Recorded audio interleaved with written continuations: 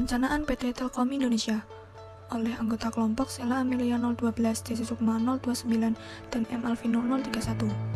Perencanaan merupakan proses menentukan tujuan, organisasi, dan menyaksikan secara lebih jelas strategi, taktik, dan operasi yang dibutuhkan untuk mencapai tujuan utama organisasi. Lalu, apa saja sih jenis-jenis perencanaan? Pertama, ada perencanaan strategis. Perencanaan strategis merupakan perencanaan yang berorientasi pada visi dan misi jangka panjang organisasi dengan mengidentifikasi dan menentukan tujuan, sasaran, strategi, serta langkah-langkah untuk mencapai visi misi yang diinginkan.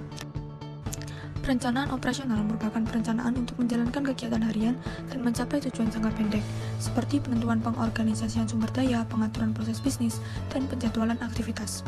Perencanaan taktis merupakan perencanaan untuk merumuskan langkah-langkah spesifik dan detail untuk mencapai tujuan jangka menengah, seperti penentuan sumber daya, waktu, dan langkah-langkah untuk mencapai tujuan. PT Telkom Indonesia menerapkan proses perencanaan strategis. Sistem perencanaan dilakukan oleh jajaran Telkom untuk memberikan pedoman unit-unit kerja di Telkom dan menyusun rencana perusahaan. Perencanaan PT Telkom Indonesia terbagi dari 3 tahap. Sesuai harapan pemangku kepentingan.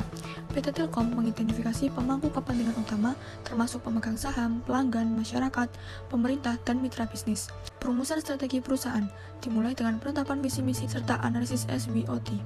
Corporate Strategic Plan disusun untuk menetapkan kebijakan dan proyeksi keuangan untuk 5 tahun ke depan. Pengembangan rencana bisnis. Corporate Strategic Plan kemudian dijabarkan dalam rencana bisnis jangka panjang dan tahunan untuk menyusun rencana kerja dan anggaran perusahaan. Inisiatif strategis.